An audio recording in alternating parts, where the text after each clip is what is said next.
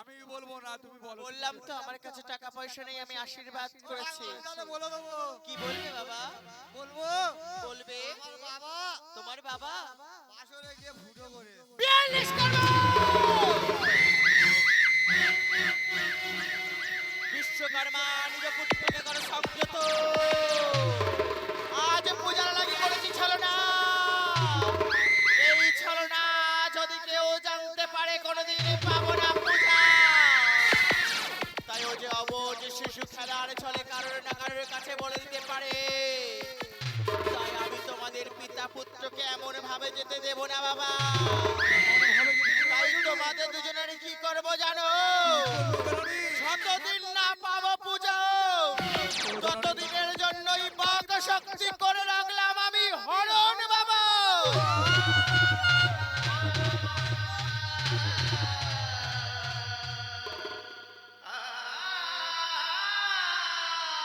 বাবা, আমি যে জননী, সন্তানের চোখের জলে মায়ের যে প্রাণ কাঁদে, তাই আমি আশীর্বাদ করি বাবা, যেদিন তোমরা কোনো সতী নারী স্পর্শ পাবে, পুনরায় তোমাদের বাক শক্তি তোমরা ফিরে পাবে বাবা।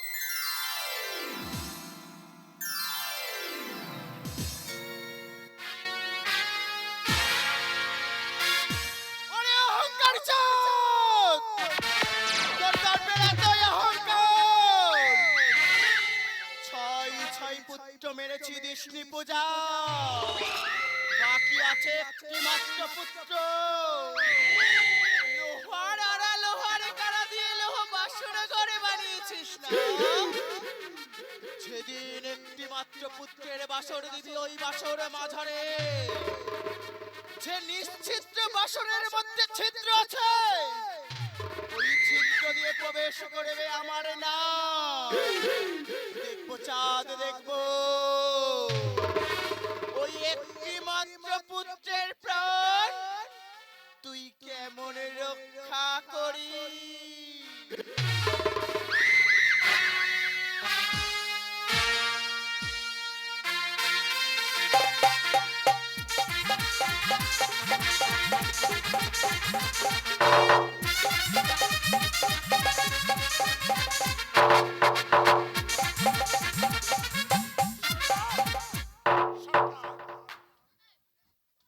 মহারানী সরকার, দেবশিল্পী বিশ্বকর্মাকে দিয়ে গড়েছে হেতাল বরাব সাঁওতালি পর্বত নিচিত্র লৌহ ভাষণ। তাই বলছে নিয়ে যাও বাসরের চাবি, দাসীকে সঙ্গে করে নিয়েছি, বাসর ঘর পরিদর্শন করে এসো। আর বাসর ঘর পরিদর্শন হয়ে গেলে বাসরের চাবি তুমি আমার কাছে ফিরিয়ে দিও। তাই হবে মহারাজ। আশিস দাসী, দাসী রে, আজ আমরা বাসর দেখতে যাব দাসী। রানীমা, ওরে দাসী, চলুন রানীমা। চল দাসী চল, আজ বাসর দেখতে যাই শালকা সাঁওতালি পর্বতে রে, বাসর দেখতে যাই শালকা সাঁওতালি পর্বতে রে।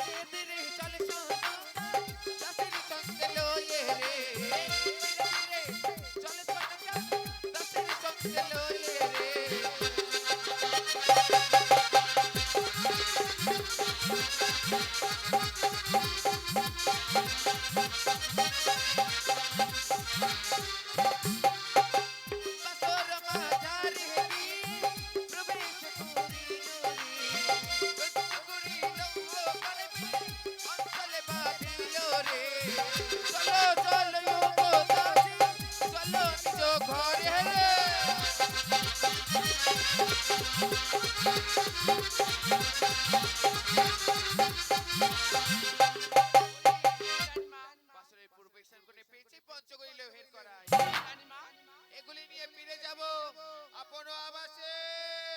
চলুন।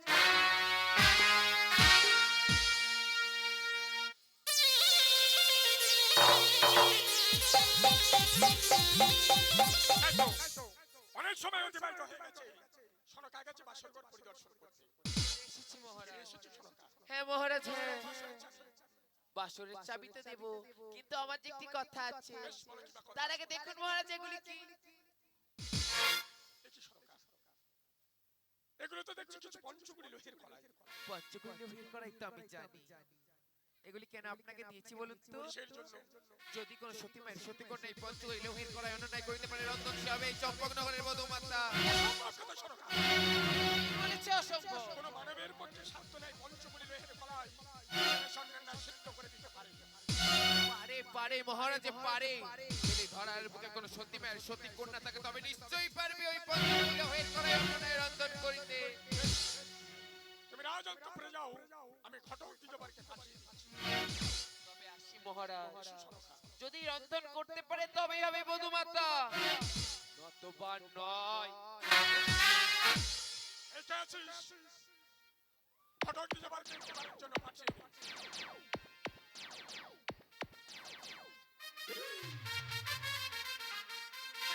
দ্বিজবার মশাই, দ্বিজবার মশাই, কে ডাকে এমন সময়? যাচ্ছে যাচ্ছে।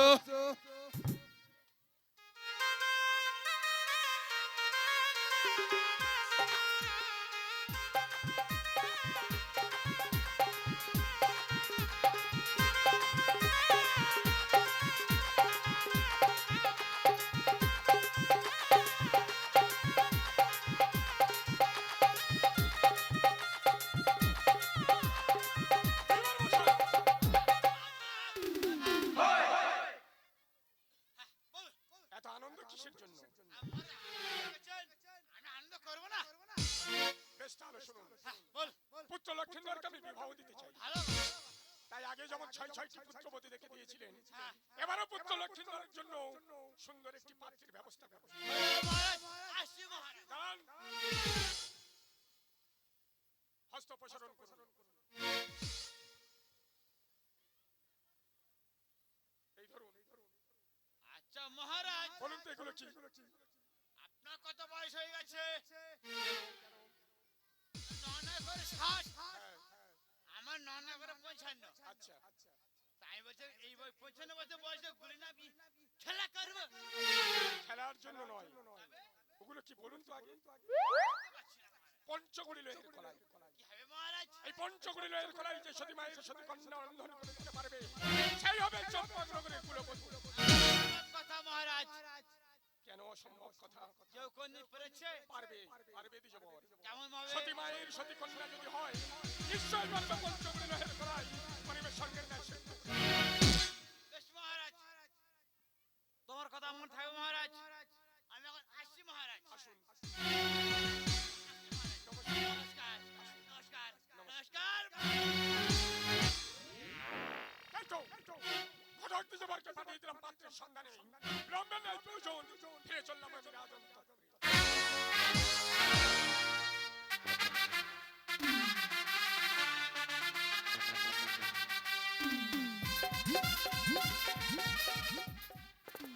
আমার কালি তো জোড়া পাঁঠা বলে দেবো মা, একটা ভালো দেখ কন্যা সন্ধান পাইয়ে দে। না না কি মহারাজ বাবা, মহারাজ ছেলের বিয়ে দেবে, ঘটনা টেনশনে ফেলবে। ও দা, তোমাদের কন্যা সন্ধান হবে? হবে না? ও দা, তোমাদের দিকে হবে? কোন দিকে? এই বাঁদিকে? বড় রাস্তা খারাপ, যাওয়া যাবে না। পাঁচ বাগানা বড় মশা, যেখানে সেখানে কামড়া। ভগবান, কি করবো আর কোথায় যাবো? শরীর খুব দুর্বল, আর দেরি করবো না। কোথায়? ওই কন্যার সন্ধানে। আরে কি করিব, কোথায় যাবো বলে দাও মহা। কোথায় গেলে ভালো একটি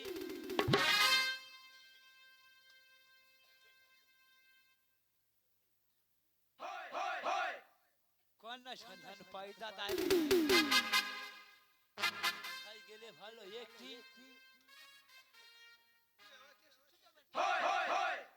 কন্যা সন্ধান পাই? কি করিব, কোথায় যাবো বলে দাও মা। কি করিব, কোথায় যাবো বলে দাও মা। ভালো একটি কন্যা সন্ধান, ভালো একটি কন্যা সন্ধান।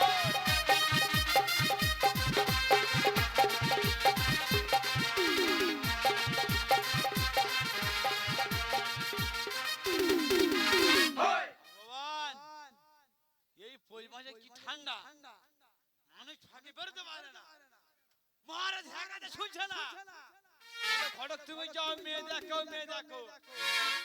এই ঠান্ডাবেলা বৌদি ঘুরে ঘুরে মাথার চুল আমার শিব হয়ে যাচ্ছে। কি খাসি বলতে পারি না মহারাজের আদেশ বলতে পারি না। ওই সারাটা দিন ঘুরে ঘুরে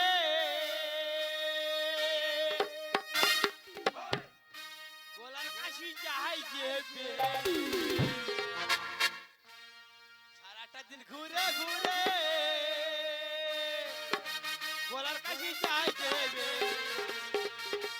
কি করিব কোথায় যাব বলে দাও ভাই, কি করিব কোথায় যাব বলে দাও ভাই।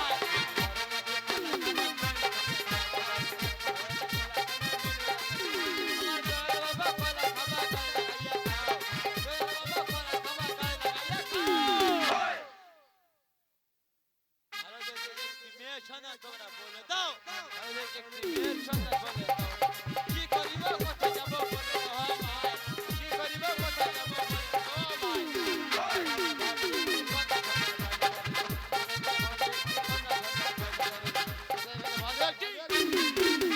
ভাই। তোমরা এত লোক বসে আছো,